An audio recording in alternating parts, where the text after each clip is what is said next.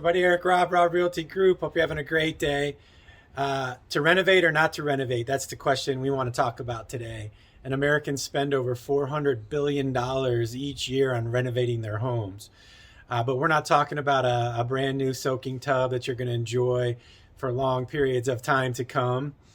Now we want to talk about renovations that are purely going to get you a return on your investment. I know most of the time you're going to get back about 65 to 70% return on your money invested in major projects like kitchens and bathrooms. And we all know that kitchens and bathrooms sell homes, but do you want to shell out a bunch of money for a brand new kitchen renovation when it's only going to bring you back 65 to 70%? So let's look at some scenarios where you might not want to renovate and just sell your home as is. So when does selling your home as is make more sense than putting renovations into it? The first reason would be if you land that dream job out of state and you need to move fairly quickly. You don't want to spend a bunch of time putting renovations into your home and investing a lot of money there. So in that scenario, it would definitely look into even receiving some cash offers on your homes, which there are many options in today's market.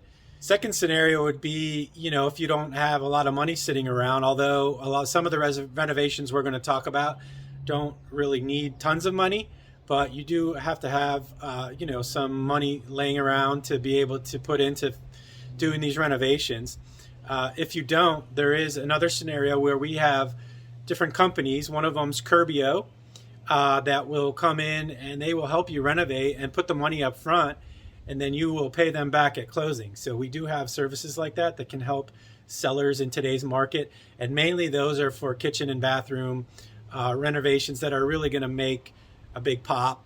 Flooring, painting. Another scenario that you don't definitely want to put renovations into your home is if you don't want to show your home and staging.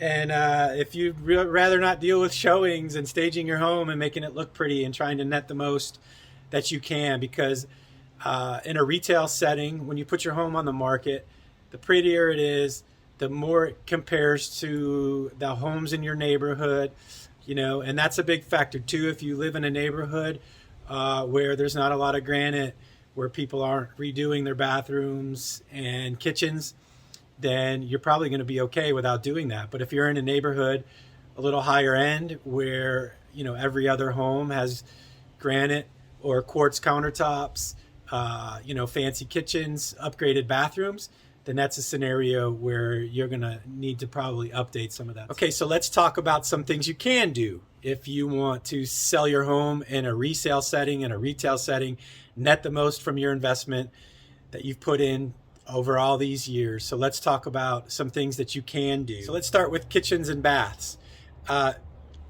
Definitely one of the best investments you can make is fixing up your kitchen.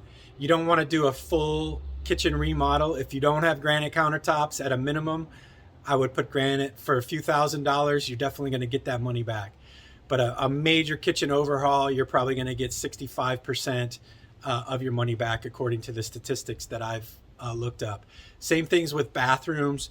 If you have older fixtures, you want to spend a little bit of money, update the fixtures, make sure you paint a nice neutral color.